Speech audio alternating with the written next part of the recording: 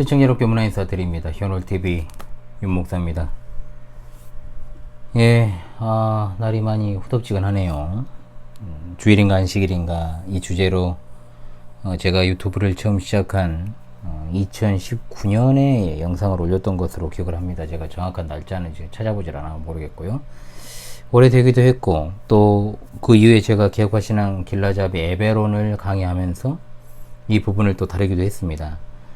그래서 예전 영상은 어떻습니까, 여러분? 아무래도 노출도 안 되고, 또 시청자 성도들께서 찾아서 보기도 또 어려운 거로, 또 그리고 좀 오래됐기 때문에 음질도 그렇고 화질도 그렇고 좀 카메라 각도도 좀 안 맞고 그런 것도 있고, 제가 3년이 넘은 영상들은, 이제 4년 가까이 된 영상들은 다시 찍어서 올리는 프로젝트를 이제 시작하려고 그래요. 보통 음향에서 마스터링이라고 합니다. 마스터링이라 하면 녹음이나 어떤 믹스를 거친 다음에 상용화 단계로 가지 않습니까? 그러니까 예전으로 따지면 뭐 LP나 CD나 카세트테이프로 만들기 전에 손질하는 것을 마스터링이라 그럽니다. 제 친구 형님이 이제 DJ를 했습니다. 그래가지고 이제 제가 그 마스터링 하는 과정을 이제 보기도 했었는데, 그런데 이제 그 마스터링을 새롭게 현 시대에 맞게 보정하는 것을 이제 리마스터라 그럽니다. 리마스터. 음향뿐만 아니고 이 리마스터라는 용어는 어떤 영상을 갖다가 다시 작업해 가지고 구성하는 것에 이제 관용적으로 다 이제 리마스터라고 부르더라고요. 저도 이제 과거 거의 3년에서 4년 된 영상들은요, 리마스터를 해서 다시 찍어 올리려고 제가 그 과정을 지금 하려고 합니다. 리마스터의 첫 번째 강의는 주일인가 안식일인가, 이 리마스터 버전으로 여러분들이 보면 되겠고요. 과거 영상들을 하나 둘씩 이렇게 이제 보정해서 계속해서 또 찍어서 올리려고 그렇게 하고 있습니다.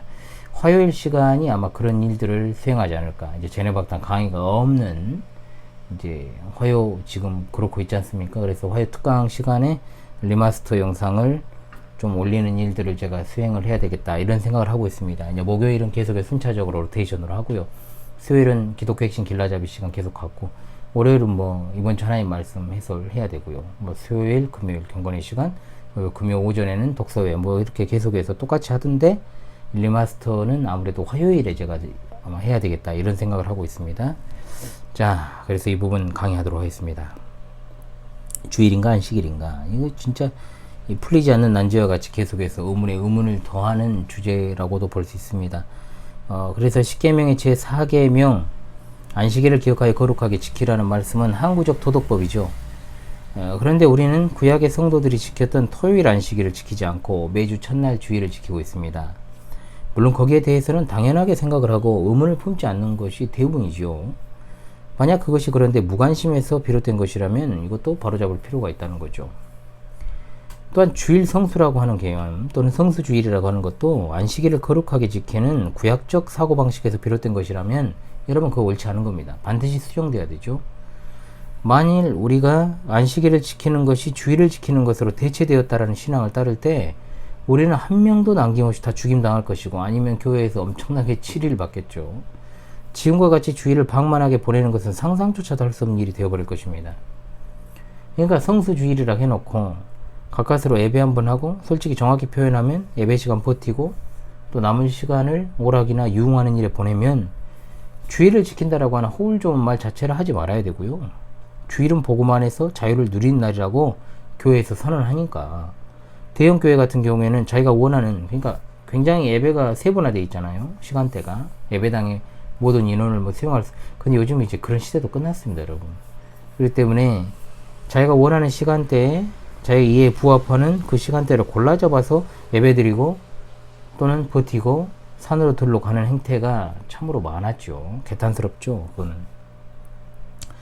그래서 이번 어떤 화요 특강 리마스터 주일인가 안식인가를 통해서 성경적으로 바르게 분별하고 성도의 또한 신앙의 분수령이라고 할 수 있는 주일 신앙에 대한 오해, 편견, 잘못된 행태들을 바로 잡아서 신앙의 성숙을 이룰 수 있기를 간절히 바랍니다. 자, 그렇다면 구약의 안식일과 주일 어느 것을 지켜야 되는가? 뭐 우리는 이거에 대해서 크게 이제 의문점을 품지 않습니다만, 우리가 이제 이것을 좀 깊이 있게 생각하기 위해서 다뤄야 되는 주제라는 말입니다. 일단은 이 문제는 굉장히 속 시원하게 해결이 잘 안 됩니다. 왜냐하면 그동안 그렇게 왔고요. 목회자와 성도들이 서로 다른 주장을 펼치는 성경학자들로 인해서 갈피를 못 잡았던 것이 현실이었다는 겁니다. 그러다 보니 안식일과 주일의 기원을 가지고 성경 외의 문서에서 연구하는 일들이 많았죠. 자, 그런데 이것은 바람직하지 않은 모습입니다. 우리는 오직 성경을 가지고 안식일과 주일의 문제를 해결해야 되죠. 사실 우리가 사용하는 날의 개념, 즉 일주일은 천지창조와 더불어 나타나는 개념입니다. 구약 성경은 아브라함을 비롯한 모세의 선조들이 하나님께 받은 계시를 소장해서 내려오던 것을 모세 자신이 하나님께 받은 계시 내용과 함께 기록한 게 모세오경이라고 부르죠. 따라서 고대 세계에 나타난 일주일의 개념은 모두가 다 성경의 영향을 받은 겁니다. 이런 사실에 근거해서 학자라면 반드시 안식일과 주일도 신구약 성경에서 해답을 찾아야 되는 겁니다. 목회자와 성도들은 구약의 안식일 제도에 관해서는 비교적 상세하게 이해를 하고 있습니다. 그러나 안식일과 주일의 차이점을 설명하라고 하면 명확하게 구분을 좀 짓지 못하는 경향이 있습니다. 역사적으로 초대교회 신자들은 예수님의 부활 이전까지는 유대인들이 관습적으로 지켜오던 안식일, 즉 토요일을 지킨 것으로 신약성경에 기록되어 있습니다. 그러나 예수님께서 부활하신 이후 안식 후 첫날, 주일은 우리가 일요일이라고 부르는 통상 이때 모여 정기적으로 예배를 했다는 것입니다. 이런 근거들은 신약성의 기록과 초대교회 교부들의 문서에서 발견이 됩니다. 그 후에 321년 3월 7일 이때 이제 콘스탄티누스 황제가 이제 법령으로 존경스러운 태양의 날을 정하죠. 즉 태양신을 숭배하는 날을 일요일로 명명을 한 겁니다. 이런 이유 때문에 이단 중 하나이며 사탄을 숭배하는 일루미나티 프리메이슨 조직 중의 하나인 제7일 안식일 예수죄린교는 오늘날 기독교가 이 태양신을 숭배하는 날을 지키고 있다라고 주장하면서 비난합니다. 누가 누구를. 참 재미있는 사람들이죠. 그러나 이것은 전혀 말도 안 되는 소리죠. 콘스탄틴 황제는요, 그 자체가 죽을 때까지 태양신을 숭배했던 자입니다. 태양신의 축제일로 일요일을 정한 것이 사실이에요. 그러나 당시의 그리스도교가 이 날을 받아 지켰다라는 것 말이 안 됩니다. 앞서 말씀드린 것처럼 콘스탄틴 황제가 이 세상에 태어나기도 전에 그리스도교는 이미 전통적으로 주일날, 일요일날 예배하고 있었기 때문에요. 그렇습니다. 그리고 콘스탄티누스 황제가 정한 태양신의 날, 즉 일요일은 이방인들과 이단들이 받아 지켰을 뿐 기독교는 이것을 받아들이지 않았어요. 그 후 이단인 아리우스의 지지자이자 역사의 날조자라 불리는 유세비우스가 주 330년경에 쓴 시편 91편 주석에서 안식일에 행하여지는 모든 것들이 주일로 이전되었다라고 했습니다. 즉 중세 초기에 스콜라 철학자이자 로마교주의자였던 토마스 아퀴나스는 주장하기를 십계명은 자연법으로 신자들에게 구속력을 가진 도덕법이며 십계명은 의식적 법으로 일곱째 날은 이미 폐지되었지만 도덕법의 측면에서는 아직 유효하다 했습니다. 그러니까 이 견해에 입각해서 중세기 로마교에서 안식일 엄수주의가 강조가 된 겁니다. 그러나 사탄을 숭배하는 장미십자의 멤버 루터는 이를 강도 높게 비판하며 말하기를 기독교인들이 매주 쉬는 날이나 예배를 드리는 날까지도 종교적으로 지킬 아무 의무가 없다라고 말합니다. 종교개혁자 존 칼빈 역시 기독교 강요에서 안식일날은 그리스도 안에서 성취되었고 폐지되었다라고 분명히 밝히죠. 그러나 제7일 안식교도였던 김경선 씨가 집필한 오직 성경만이 판단 기준이다라는 책 6장에는 영국의 청교도들도 안식일을 엄수했다라는 주장을 펼칩니다. 이 김경선이라는 사람은 영국의 청교도들이 종교개혁 이전으로 돌아가서 로마교의 안식일 엄수주의를 그대로 받아들였다라고 강조하죠. 그러나 청교도들이 로마교에 영향받아 안식일을 지킨 것이 아니라 신구약성의 가르침에 따라서 안식일을 준수했던 겁니다. 또한 장로교의 신앙을 집대성한 웨스트민스터 신앙고백서, 대소요리 문답, 예배 모범 등이 구약 성경의 안식일을 강조한 것도 사실이에요. 장로교는 웨스트민스터 신앙고백서 문서와 칼빈의 하나님 중심 사상에 그 근거를 두는 교단 아니겠습니까? 그런데 안식일에 대한 문제에 있어서는 웨스트민스터 신앙고백서와 칼빈이 좀 차이가 있습니다. 시대적인 구분이 있는 거죠.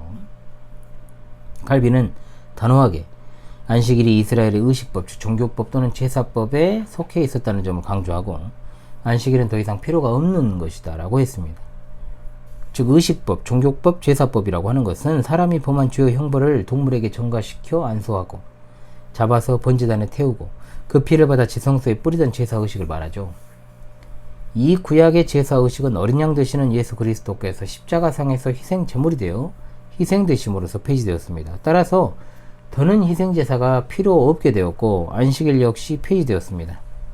그러나 한국 교계에서는 아직도 중세기 로마교 주의자였던 토마스 아퀴나스가 주장했던 안식일이 의식법에만 속해 있던 것이 아니라 자연법, 즉 십계명은 도덕법, 항구적인 법, 영원히 지키는 법이죠. 여기에도 포함되어 있기 때문에 구속력을 가지고 있다라는 신학자들이 있습니다. 따라서 안식일은 십계명에 포함되어 있기 때문에 지켜야 하는지 아니면 완전한 폐지를 주장해야 하는가에 대해서 목회자 성도들이 갈피를 못 잡는 것입니다. 또한 마태복음 5장 17절에 내가 율법이나 선지자나 폐하러 온 줄로 생각지 말라. 폐하러 온 것이 아니 완전하게 하려 함이라. 여기에 근거해서 더욱 고심하죠. 과연 구약의 율법은 신약시대에도 유효한 것인지 살펴보므로 율법에 포함된 안식일 문제도 함께 고찰을 해야 됩니다. 구약의 율법이 예수님의 죽으심과 부활로 완성되었다면 율법에 포함이 되어 있는 안식일도 당연히 폐지되어야 맞습니다. 이것은 구약 성경이 필요 없다는 말이 아니고 이건 주의해야죠, 여러분. 이런 건 구약의 율법 가운데 종교법, 즉 제사법, 희생제사 이것이 완전히 폐지되었다는 뜻입니다. 자, 그렇다면 이제 안식일 제도의 폐지론과 영성론을 한번 보겠습니다. 사탄을 숭배하는 장미 십자의 멤버이자 로마교 내 쇄신론자였던 루터는 십계명 중 안식일에 관한 제4계명은 이스라엘 백성들을 규율했던 것이고 오늘날 기독교인들을 규율하는 것은 아니라고 봤습니다. 특히 주일을 지키는 동기는 안식일을 지키는 것과 다르다라고 주장하는데 그가 이렇게 했던 이유는 로마교가 제정한 지나치게 많은 성일들의 준수로 인해 오히려 피폐해진 대중들의 삶을 회복시키려는 의도가 있었던 것이죠. 그러다 보니까 그는 안식일 계명이 주일과 아무런 관계가 없다고 선언한 잘못까지 범하고 말았습니다. 물론 그가 안식일이 가지고 있는 고유의 영속적 의미까지 부인한 것은 아니었고 다만 안식일 제도 자체만 구약의 의식법과 함께 폐지된 것으로 보았다는 거죠. 칼빈 역시 제4계명의 의식적 부분은 그리스도가 오심으로 의심의 여지 없이 폐지되었다고 주장합니다. 갈라디아서 4장 10절로 11절을 들어서 너희가 날과 달과 절기와 해를 삼가 지키니 내가 너희를 위해 수고한 것이 헛될까 두려워하노라는 말씀을 근거로 해서 날들의 차별을 두는 것은 미신적인 것이고 그리스도의 영광과 복음의 광채를 가리는 것이라고 말합니다. 그래서 칼빈은 주일을 거룩하게 지킴에 있어 안식일의 율법적 준수에 따라 하는 것에 있어 소극적 입장을 취했죠. 그러나 그렇다고 해서 그가 안식일의 어떤 종말론적 의미와 현실적인 실천의 필요를 무시한 것은 아니었습니다. 그래서 안식일의 의미를 주일에 투영해서 주일은 마지막 날에 있을 영원한 안식을 즉 완성을 바라보는 날이고 이 날을 지킴으로 신자는 전생에 걸쳐 완전을 향해 나아가게 된다. 이렇게 말했습니다. 칼빈은 안식일은 폐지되었지만 구약의 안식일 제도가 갖는 모든 신학적 의미가 폐지되었다고 보진 않았다는 것이죠. 그는 십계명의 안식일에 계명을 두신 것은 세 가지 목적이 있다고 봤는데 첫째로 이스라엘 백성들로 하여금 일곱째 날을 안식일로 정하여 영적 안식의 표로 삼고자 하기 위함이었고 두 번째로 믿음의 백성들이 정해진 날에 함께 모여 하나님의 법도를 깨닫고 예배하게 하기 위함이었고 세 번째 종들과 다른 사람들을 노동해서 쉬게 하기 위함이었던 겁니다. 이 중에 첫째는 여러분 그리스도 안에서 폐기되었습니다. 그것은 그리스도 안에서 누릴 시체로서의 안식이 실현되어서 그림자는 더 이상 의미가 없기 때문입니다. 그러나 나머지 둘 이것은 영원히 계속되는 의미를 가진 것으로 보았던 거죠. 이와 같은 어떤 안식일 폐기론의 입장은 신학적으로 문제가 있다고 볼 수 있지만 당시 상황으로는 충분히 이해가 가는 일입니다. 그도 그럴 것이 로마교는 당시 여러가지 미신적 전통과 수많은 성일과 절기를 정해놓고 임의로 준수하는 것이 행위의 공로로 구원받는 일에 도움된다고 가르쳤기 때문이죠. 그래서 칼빈이 이런 절기의 미신적 준수들이 참된 기독교적 경건에 참으로 큰 적들이라고 생각을 했고 오늘도 마찬가지고 오늘날에도 똑같은 상황이 반복되고 있어요. 이런 잘못된 의무 수행들을 통해 바리새적인 의를 쌓는 일에 대해서 통렬하게 비판을 했던 것입니다. 그러니까 그는 어떤 주일 성수 자체가 말 그대로 그리스도의 구속과 인간의 자유가 기념되는 주의 날이 되게 하고자 개혁의 기치를 높이 들었던 거죠. 오늘날도 굳어진 현대적 절기들 있잖아요, 여러분. 제가 항상 이것에 대해서는 비판하고 또 강의도 왔습니다만은 현대의 부활절, 그리고 성탄절, 추수감사절 등이 대표적입니다. 각종 절기들, 우리 신앙과 아무런 관계가 없는 이교의 전통과 풍습임에도 강조하고 지키는 것은 매우 심각한 문제입니다. 예. 자, 그래서 우리가 잘 기억을 이제 해야 되겠죠. 어떤 시대적 배경을 좀 알아야 됩니다. 반면에 이제 청교도로 가면, 청교도들은 주일과 안식일 사이에는 신학적 연속성이 있다라고 본 것입니다. 연속성이 있다고. 주일은 안식일 제도의 연속 선상에 있다라고 보는 견해를 취했습니다. 그들의 어떤 이런 견해는 주일 성수, 도덕적 생활, 절제를 강조하는 청교도들의 어떤 개혁적 성향을 못마땅히 여긴 제임스 1세, 찰스 1세의 정치적 박해와 관련이 있다는 거죠. 정치적인 핍박 속에 청교도들은 주일이 단지 그리스도의 부활을 기리기 위해 제정된 날이 아니라 동시에 자연법의 근거를 둔 날이라는 점도 탐구하기 시작을 했던 겁니다. 그래서 청교도들은 자신들의 주일 성수에 대한 강조가 성경 교리뿐만 아니라 자연법의 질서 속에서도 타당성을 지녔다는 것을 입증하려고 굉장히 노력을 했죠. 그 대표적인 예가 바로 주일 성수의 근거를 6일 창조 후에 있었던 하나님의 안식에서 찾는 것이었습니다. 이에 대한 청교도들의 생각이 바로 웨스트민스터 신앙고백서에 반영되어 있습니다.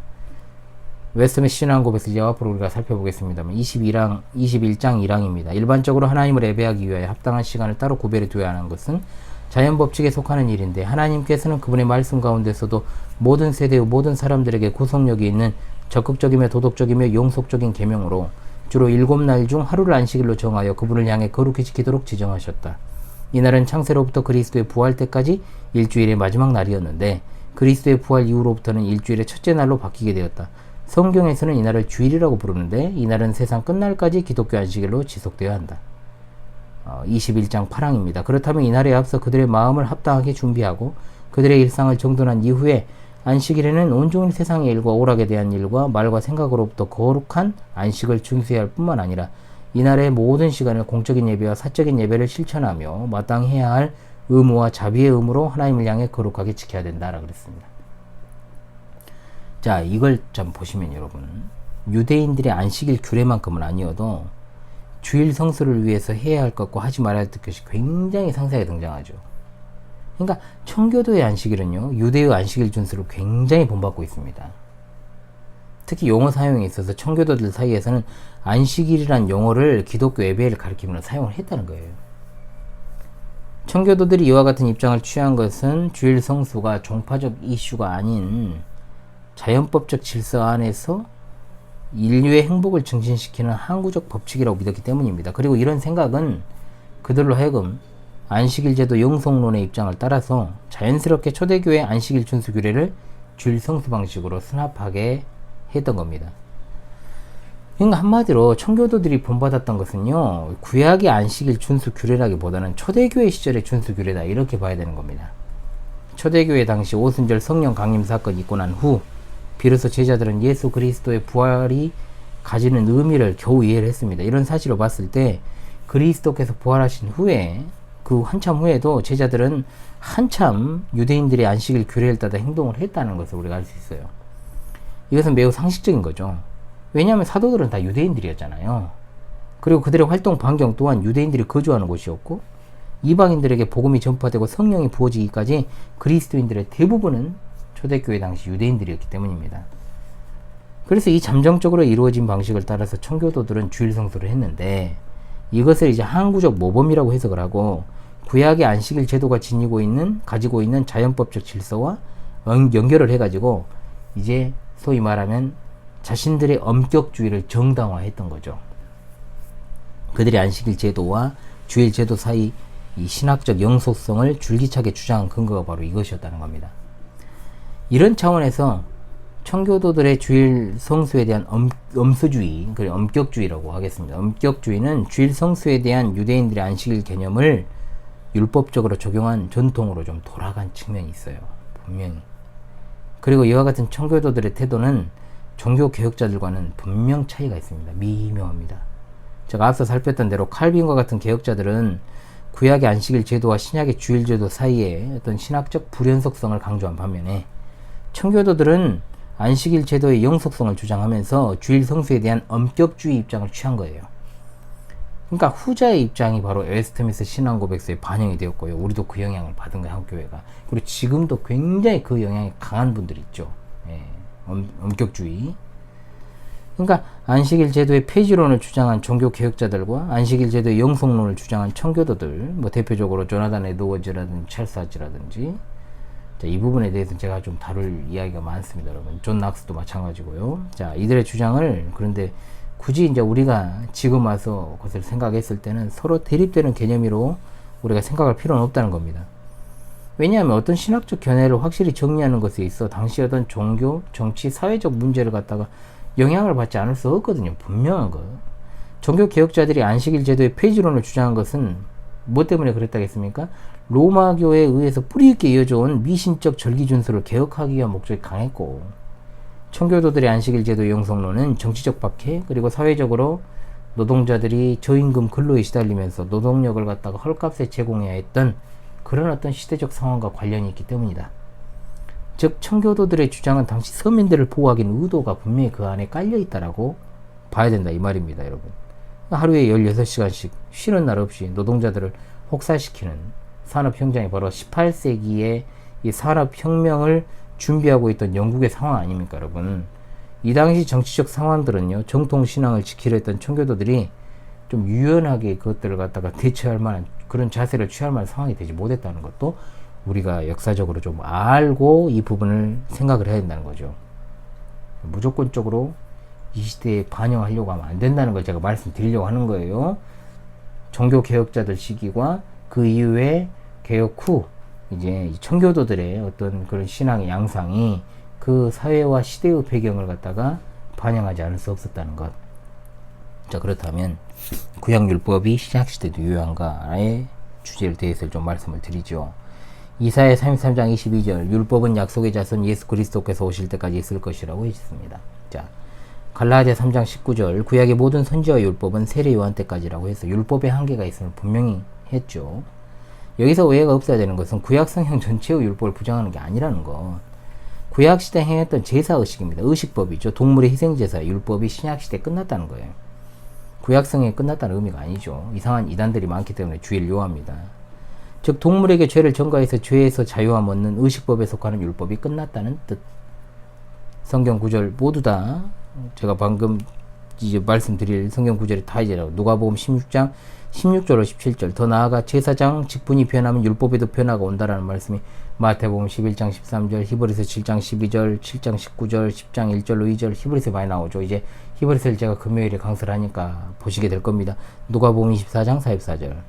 그러니까 신약시대의 법은 돌비가 아닌 양심의 법을 마음에 새겼다라고 이렇게 말씀하죠. 자, 율법으로는 구원을 받을 수 없습니다. 그러나 율법은 죄를 깨닫게 하는 역할을 한다고 그랬습니다. 그리고 율법은 적법하게만 쓰면 선한 것이다 라고 말씀하죠. 그러니까 이것들을 제가 이제 자막으로 처리를 하고 싶은 너무 많아가지고 이걸 처리할까 말까 지금 생각 중인데 자, 이 말씀들을 종합해보면 구약의 율법은 신약시대에 이미 폐지되었음을 분명히 보여줍니다. 즉 동물들에게 인간의 죄를 전가시켜 죄를 면했던 시대가 지나간 겁니다.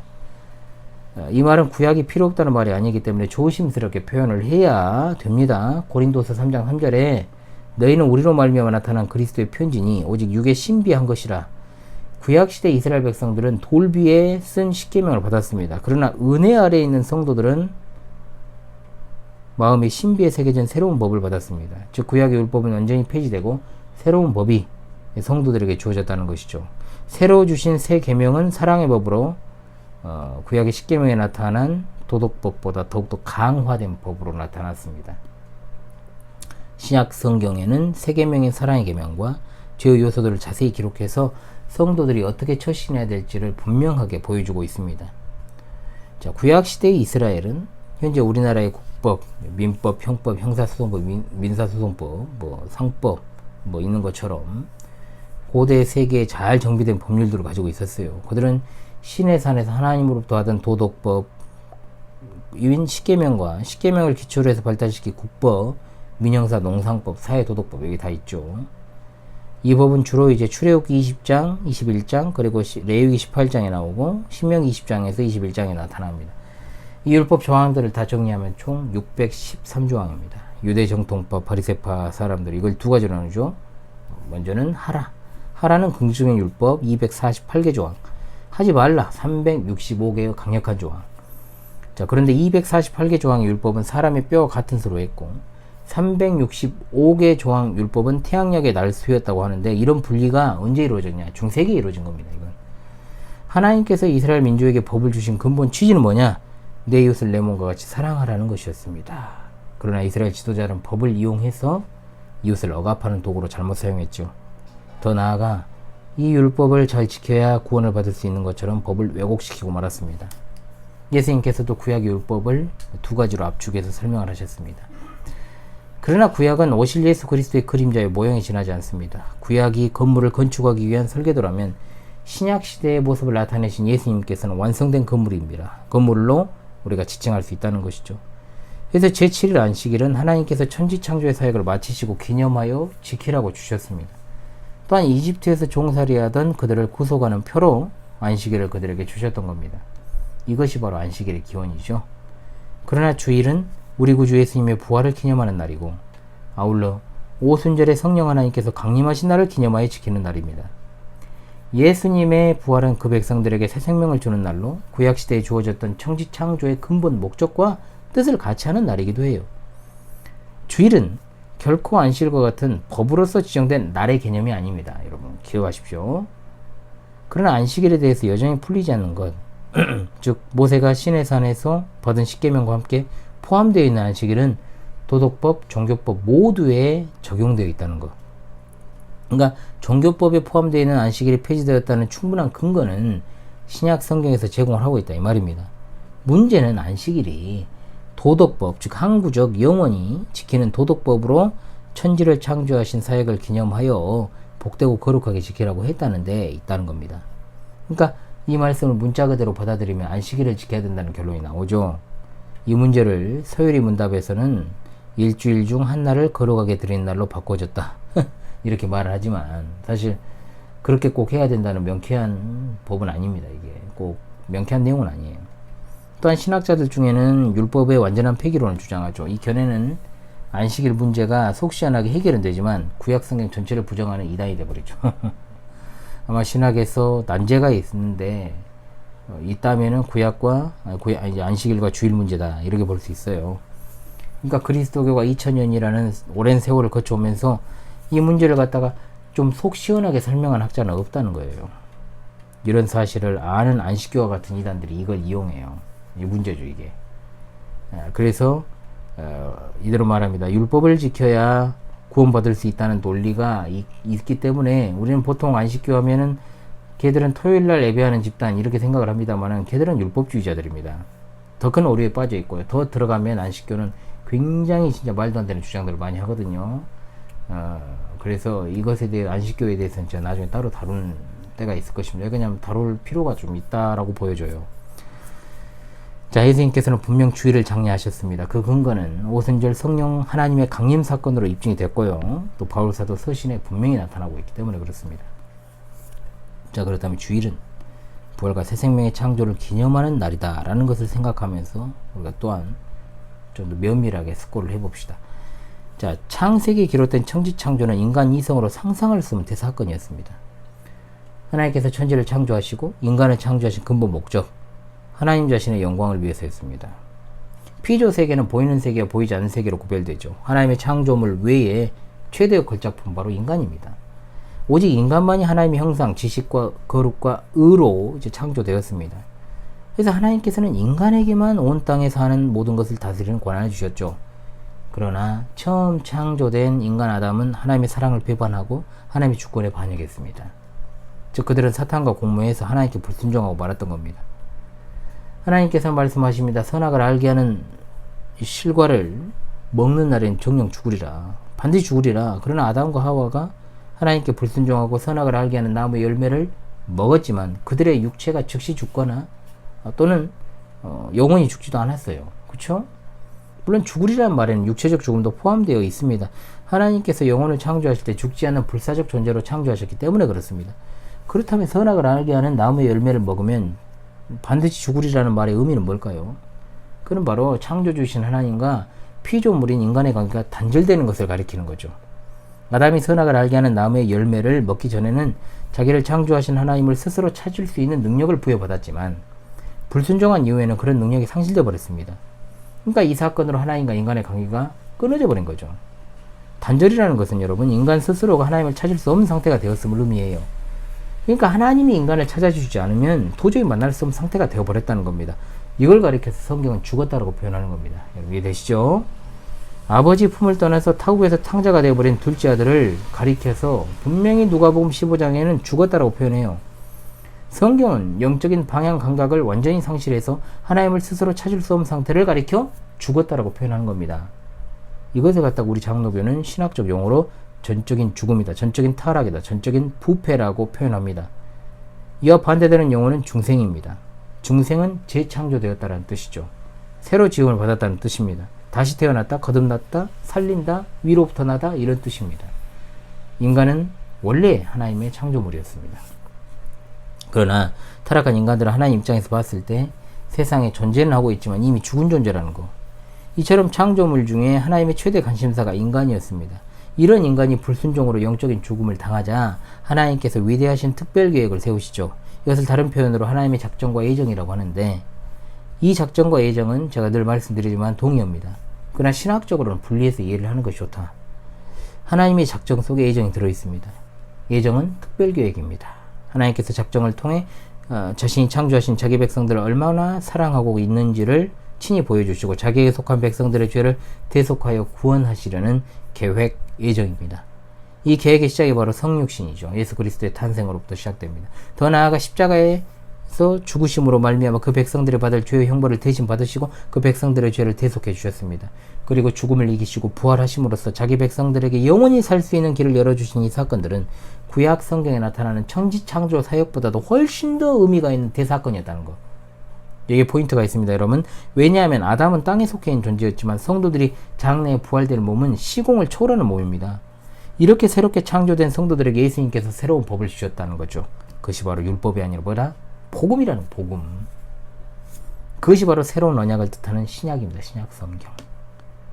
하나님이신 성자 예수 그리스도께서는 완전한 인간으로 태어나셔서 그 백성들의 죄를 대속하여 주시려고 십자가를 지시고 죽으신 지 장사된 지 3일 만에 부활하신 그날을 기념하여 지키는 날이 바로 주일이라 이 말입니다.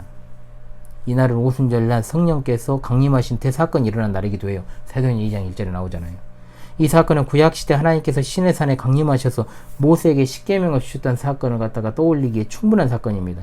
다른 점이 있다면 모세는 혼자 높은 시내산에 올라가서 십계명을 받았고 초대교회는 산이 아니라 마가다락방에서 여러 사람들이 모여서 성령 하나님의 강림을 체험했다는 거죠. 좀 더 이제 공개적으로 바뀌었다는 거죠. 한 사람보다는 120명의 성도들이 한 자리에 모였을 때 성령께서 강림하신 사건은 더욱더 확실성을 더해주고 있습니다. 이처럼 초대교회 제자들과 성도들은 예수님께서 부활하신 날과 성령 하나님께서 강림하신 두 사건이 일어났던 날을 기념하여서 매일 모여 떡을 떼며 교제를 나누고 하나님께 예배했던 것이죠. 안식일의 주인이 되신 부활하신 예수님께서도 이날에 모일 것을 장려하셨습니다. 그것은 맥추절 성령 하나님의 강림으로 완성되었죠.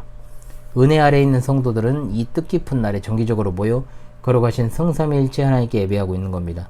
예수님께서 부활하신 정확한 날은 주 33년 유대 창조 기원 3793년 유대 종교록 니산월째 16일이고 양력으로는 일요일입니다. 승천하신 날은 유대 종교록 이하르 2월 10일, 양력 5월 10일 목요일입니다.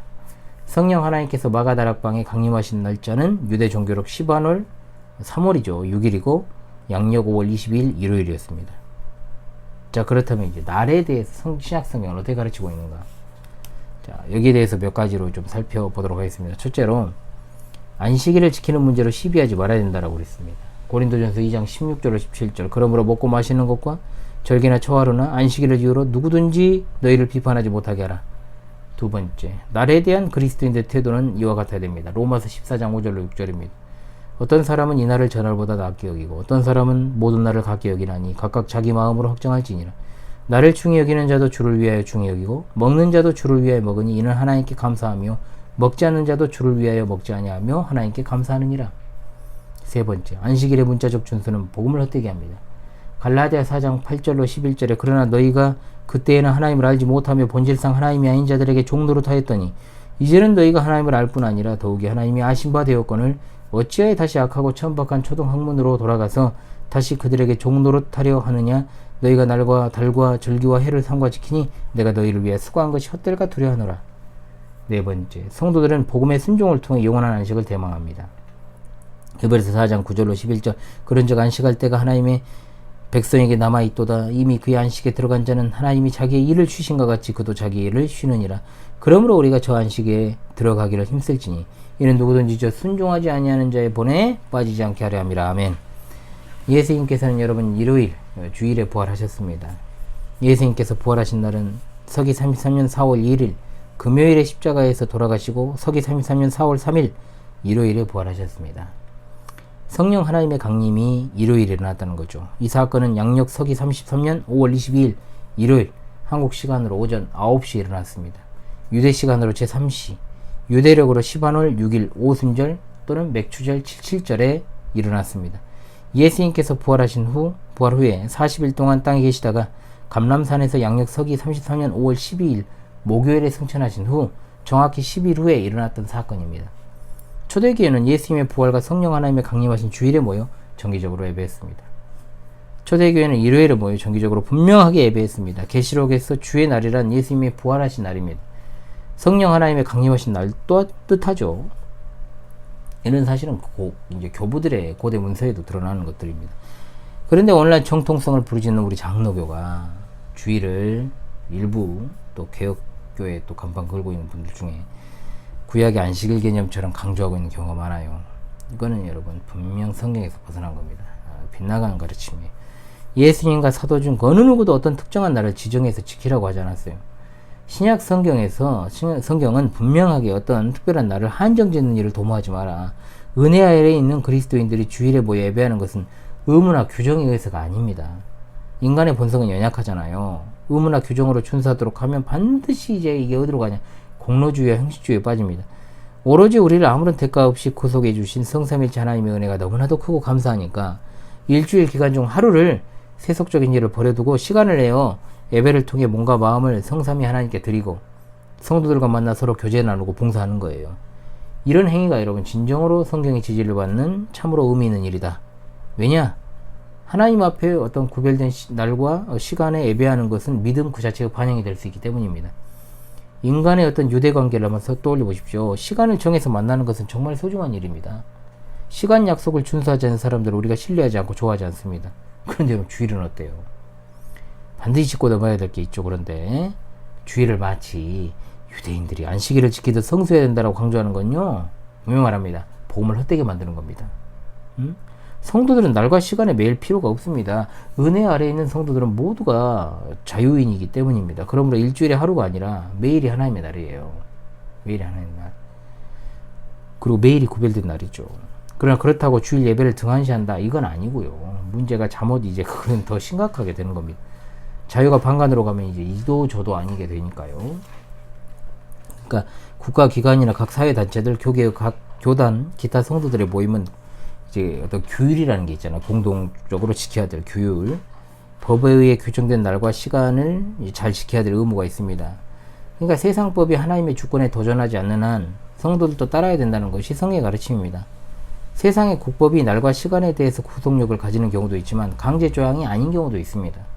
그러나 모임에 대해 구속력이 없다 해도 공동 규율에 의해서 정해진 규칙이 있다면 그날에 그 시간에 모이는 건 기본입니다. 그러니까 아무리 자유롭다고 해도, 자유라고 해도 상습적으로 모임에 불참하면 불이익을 당하는 경우가 있죠.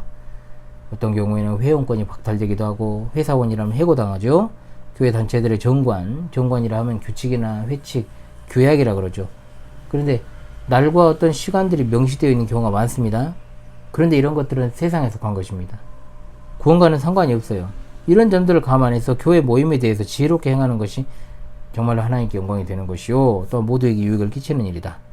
히브리서 10장 25절 모이기를 피하는 어떤 사람들의 습관과 같이 하지 말고 오직 권하여 그날이 가까운 볼수록 더욱 그리하자라고 했습니다.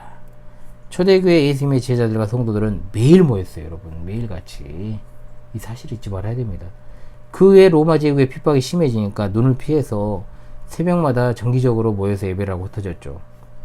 그런데 은혜의 시대를 사는 우리 성도들은 날에 얽매일 필요가 없습니다. 사람이 아무리 특별한 날을 제정하고 뛰어난 예술을 동원해서 화려한 건축물을 지어놓고 종교의식을 고상하게 해도요, 영과 진리로 예배하지 않으면, 신령과 진정으로 하지 않으면 하나님께서 그 예배 쓰레기로 취급하십니다. 지극히 높고 거룩하신 하나님께서는 땅을 발등상으로 삼으시고 하늘을 보좌로 삼고 계시는 분 아닙니까? 그러나 예수님께서 십자가에서 고난을 당하시기 전날 저녁에 제자들에게 포도주와 떡을 떼어 제자들에게 살해하시고 나를 기념하라 하셨습니다. 초대교회는 이 말씀을 받아들여서 예수님께서 부활하시고 성령 하나님께서 강림하신 주일날 모여서 성삼위일체 하나님께 예배했던 겁니다. 오늘날 우리들도 제자들의 아름다운 전통을 따라 이 복되고 거룩한 날에 성삼위 하나님께 예배하는 것은 아름다운 전통이고 큰 축복이죠. 성도가 한 주 중에 정말 단 하루도 뭔가 마음을 하나님께 행하지 않는데 어떻게 그 사람의 신앙이 바르겠어요? 분명 문제가 많은 신앙입니다. 100%죠. 두 가지 주의합시다. 모임을 등한시해도 문제고요. 날과 시간을 그냥 정하고 꼭 그 시간에 모여 하나님의 은혜를 받을 수 있는 것처럼 강조하고 가르치는 것도 굉장히 문제가 있습니다. 아울러 주일에 부득이한 상황이 생겨서 또 성도가 다른 지역에서 예배해야 되는 상황이 생기면 목사가 그 지역의 교회를 찾아줘야죠. 어디에서 예배해라 이렇게 할 수도 있고, 아니면 교회가 이제 실시간 예배를 하고 있다면 크게 구애될 건 없지 않습니까? 어쩔 수 없이요. 부득이한 경우 신실한 성도들이 뭐 밥 먹듯이 뭐 주일 빠지고 본교회 예배 빠지고 그러지 않잖아요. 절대로. 응?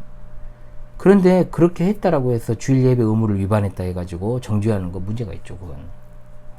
그렇게 하려면 안식일적 준수를 싹 다 해야 되는 거 맞지만 실제로 그렇게 하지도 못하고요. 하지도 않습니다.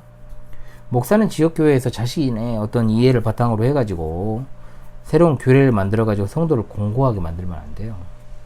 안식일의 도덕법 문제가 난제로 남아있어도 주일에 모여 예배하는 것은 성경의 지지를 받는다.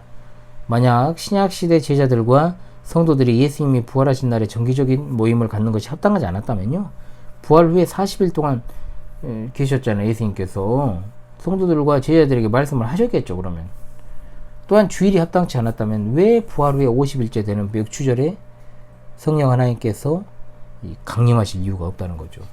결론적으로 매일의 예배와 정기적인 주일 예배 역시 하나님이 기뻐하십니다. 자, 이게 굉장히 길어요, 여러분, 이게. 그래서 1부는 이 정도로 마치겠습니다. 1부는 이 정도로 마치고, 이제 다음 주 2부로 리마스터, 주일인가 안식일인가, 정리를 그렇게 하도록 하겠습니다. 이것도 상당히 여러분 길지만은 여러분들에게 유익이 되길 바라고요. 안식일의 의미와 주일을 통한 풍성한 은혜를 여러분 만끽하는 주님의 참된 제자들이 다 되시기를 바라겠습니다. 여러분 성경 구절들을 될 수 있으면 자막으로 처리하겠지만요, 제가 좀 그런 것도 쉽지 않다면 말로 좀 처리를 하도록 그렇게 하겠습니다. 그래도 웬만하면 자막으로 처리를 그렇게 하고요. 다음 주 화요 특강 리마스터 주일인가 안식일인가로 다시 찾아오도록 하겠습니다. 여러분 이번 시간도 수고하셨습니다. 감사합니다.